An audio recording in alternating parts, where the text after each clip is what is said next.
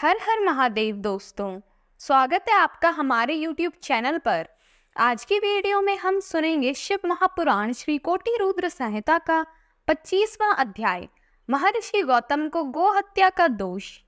सूत जी बोले, हे मुनियों, एक बात की बात है, महर्षि गौतम ने अपने शिष्यों को कमंडल में जल लाने के लिए भेजा। जब शिष्य जल लेने उस गड्ढे पर गए तो उस समय वहां कुछ ऋषि पत्नियां जल भरने आई हुई थी।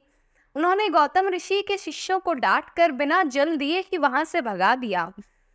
आश्रम जाकर शिष्यों ने सारी बातें गुरु पत्नी देवी अहिल्या को बता दी।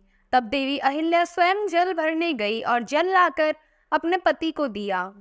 उस दिन से स्वयं अहिल्या ही जल लेने जाने लगी।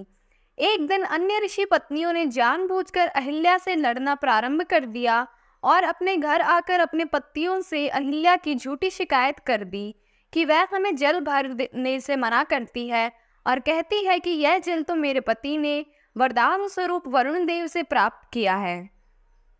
अपनी पत्नियों की बातें सुनकर ऋषियों को बहुत क्रोध आया। गौतम ऋषि को सबक सिखाने के लिए अन्य ऋषियों ने गणपति की आराधना आरंभ कर दी।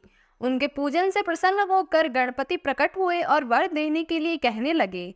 तब ऋषि बोले, हे विघ्न विनाशक गणपति, हम चाहते हैं कि गौतम ऋषि यहाँ से आश्रम छोड़कर किसी दूसरे स्थान पर चले जाएं।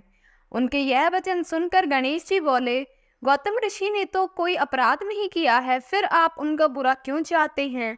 आप कोई और वरदान मांग लीजिए। परंतु जब ऋषि नहीं माने तो उनका इच्छित वरदान देकर गणेश जी वहां से अंतर्ध्यान हो गए। गणेश जी ने अपना दिया वरदान सिद्ध करने के लिए एक गाय का रूप धारण किया और गौतम जी द्वारा लगाए गए जौ खाने खेत में चली गई। जब महर्षि गौतम ने देखा कि वह गाय उनका खेत नष्ट कर रही है तो स्वयं एक तिनका हाथ में लेकर उसे बाहर निकालने लगे। उस तिनके से पीड़ित होकर गाय धरती पर गिरी और मर गई। गाय को मरा जानकर गौतम ऋषि बहुत दुखी हुए। वे अपनी पत्नी से कहने लगे कि शायद मुझसे कोई भारी भूल हो गई है, जिस कारण मेरे आराध्य भगवान शिव मुझसे नाराज हो गए हैं और मुझ पर गौ हत्या का पाप लग गया है।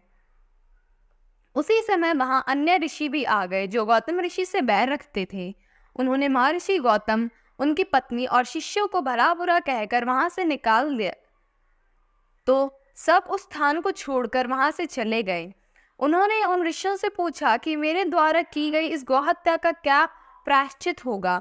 तब वे ऋषि बोले, पतित पावनी गंगा में स्नान करने से मनुष्य के सारे पाप धुल जाते हैं। इसलिए अपने द्वारा की गई गौहत्या के पश्चाताप से मुक्त होने के लिए आप गंगा जी को प्रकट कर उसमें स्नान करें और भगवान शिव के पार्थिव लिंग की स्थापना कर उनका भक्ति पूर्वक विधि विधान से पूजन करें। तभी आप इस महापाप से मुक्ति पा सकेंगे।